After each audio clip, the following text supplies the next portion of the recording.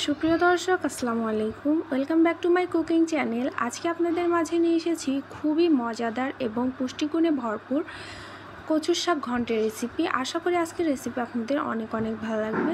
চলুন রেসিপিতে যাওয়া যাক। ফার্স্টে আমি কিছু সুন্দর কচুর শাক নিয়ে নিয়েছি, দেখতে পাচ্ছেন। এই শাকগুলোকে আমি সুন্দর করে ধুয়ে কেটে নিয়েছি। এ পর্যায়ে চুলায় একটা প্যান বসিয়ে দিয়েছি। প্যানে আমি এখন কচুর শাকগুলোকে বসিয়ে দিব, দেখতে পাচ্ছেন। কচুর শাকগুলোকে বসিয়ে দেওয়ার পরে আমি এর মধ্যে দিয়ে দেব 11 থেকে 12টা কাঁচামরিচ কুচি। এখানে আমি কাঁচামরিচটাকে ফালি করে দিয়েছি। এখানে আপনাদের টেস্ট অনুযায়ী ঝালটা ব্যবহার করবেন।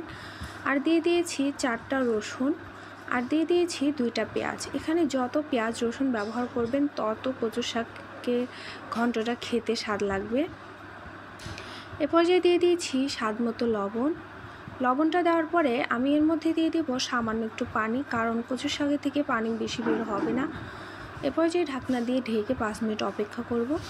দেখতে পাচ্ছেন আমাদের কচুর শাকটা কতটা নেমে এসেছে এবং অল্প হয়ে এসেছে। এ পর্যায়ে আমি একটু সুন্দর করে নেড়ে দিচ্ছি। সুন্দর করে নেড়ে আবারও 5 মিনিটের মতো ঢেকে দিব। আমাদের কচুর শাকটা সেদ্ধ হতে বেশি টাইম লাগবে না। দেখতে পাচ্ছেন সাইড থেকে পানি বের হয়ে আসতেছে আর কচুর শাকটাও সেদ্ধ হয়ে আসছে। এরপর যে আমি একটা ঘাটনির সাহায্যে সুন্দর করে কচুর শাকটাকে ঘেটে নামিয়ে রাখবো সাইডে।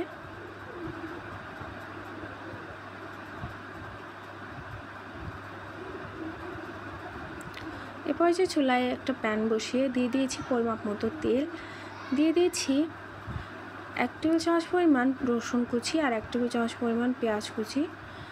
এরপর যে সুন্দর করে ভেজে আমি এর মধ্যে দিয়ে দিয়েছি 3-4টা শুকনো মরিচ। শুকনো মরিচটা দিলে আপনার শাকের স্মেলটা খুব ভালো আসবে।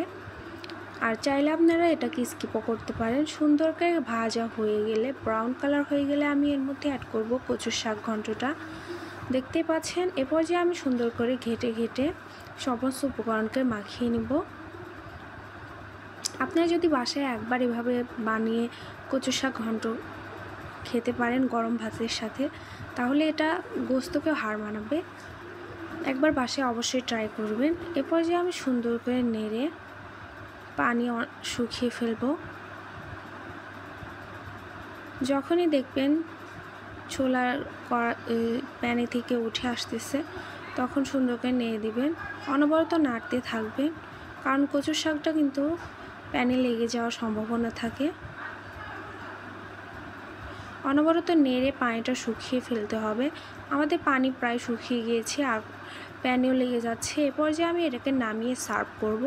আশা করি আজকের রেসিপি আপনাদের অনেক ভালো লাগছে। ভালো লাগলে আমার চ্যানেলটিকে লাইক সাবস্ক্রাইব করে আমাদের